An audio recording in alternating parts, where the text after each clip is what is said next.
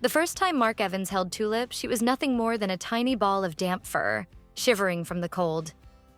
She was exhausted, fragile, barely strong enough to lift her head. This wasn't how a beaver's life was supposed to start. Alone, without a family, without the warmth and security of a lodge. She should have been nestled beside her mother, learning the instincts passed down through generations. Instead, she had wandered onto a construction site, weak and lost, and climbed onto a worker's boot as if she had chosen him to be the one to save her. The construction worker carefully picked up the little beaver, cradling her as she nuzzled into his gloved hands, and brought her to a nearby wildlife rehabilitation center in North Mississippi. Melissa Carter, an experienced wildlife rehabilitator, took one look at Tulip and knew this wasn't going to be an ordinary case. Most baby beavers who find themselves orphaned this young don't survive. But there was something about her, something in the way she looked up at people as if she was already searching for her place in the world. Melissa did everything she could to help Tulip grow stronger, feeding her formula, monitoring her health, and keeping her warm. But it quickly became clear that her condition was more complicated than expected. Tulip wasn't just small for her age. She was dangerously underdeveloped. She had spent the first critical weeks of her life struggling just to stay alive, and now her body was paying the price. She had recurring infections, difficulty gaining weight, and soon Melissa began noticing signs of neurological issues. Tulip suffered from small seizures, her tiny body trembling as she fought to hold on. Realizing Tulip needed round-the-clock care beyond what she could provide, Melissa made the difficult decision to transfer her to a specialized rehabilitation facility. That's how Tulip found her way to Mark, a dedicated wildlife rehabilitator who had spent years working with orphaned and injured animals. The moment she arrived, he knew she would be different. He had seen weak animals before, seen cases that seemed hopeless. But the way Tulip looked at him, that spark of fight, of resilience, he couldn't ignore it. The first few weeks were touch and go. Mark and his team worked tirelessly, feeding her every few hours, keeping her warm and comfortable. They had to hold her gently just to get her to drink from a bottle because she didn't have the strength to feed on her own. Every small victory, a few extra ounces gained, a little more energy in her movements, felt like a triumph. Then came the day Mark realized Tulip had never learned how to sit on the ground. Unlike other beavers, who naturally use their tails for balance, Tulip had spent so much time being carried and supported that she physically couldn't sit properly. The first time she tried, she wobbled, looking confused, before toppling over completely. It was both heartbreaking and endearing, watching her navigate something that should have come instinctively. She adapted in her own way, using her tail like a chair, learning to balance little by little. And when she groomed herself, it was a full performance.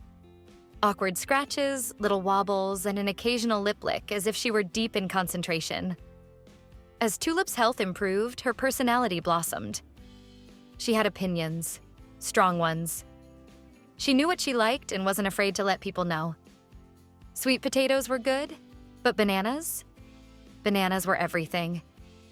If she caught the scent of one, she would wobble her way over as fast as her little legs could carry her, her tiny paws reaching out, demanding a taste. She had the most unusual way of exploring. While most beavers preferred to stay close to water, Tulip was fascinated by her surroundings, always sniffing, always curious. She loved to follow Mark around, nosing at his boots like she had done with the construction worker that first day. And then there was her bond with the dogs. Mark's two Labrador mixes, Buddy and Sasha, were gentle souls who had seen plenty of wildlife come and go. But Tulip was different. She wasn't afraid of them. In fact, she was fascinated. She would sneak up on them, waiting for the perfect moment before playfully darting away.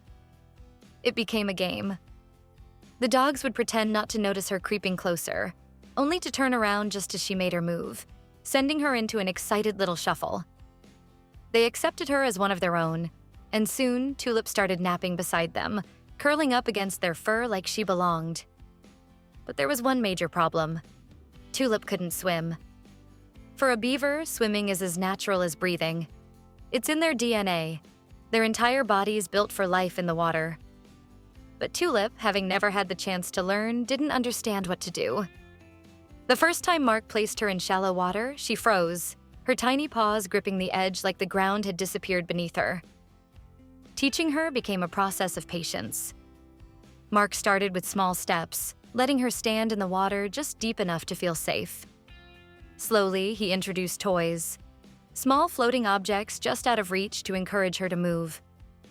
Then, he placed heavier objects at the bottom of the shallow pool, items she would have to dive under to retrieve.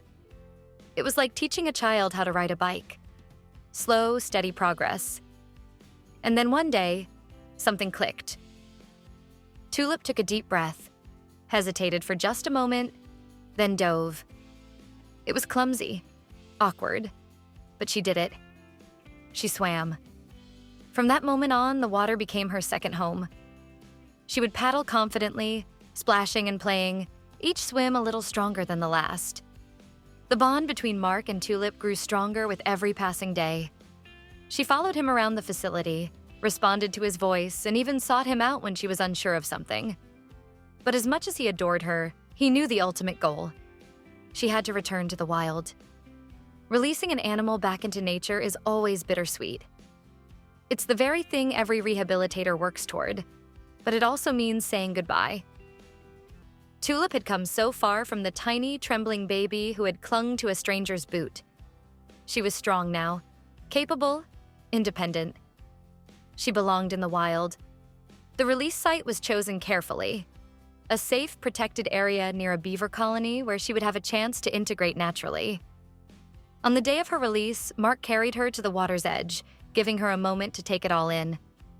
She hesitated, sniffing the air, her tiny nose twitching as she processed this unfamiliar world. Then, with a final glance back, she slipped into the water.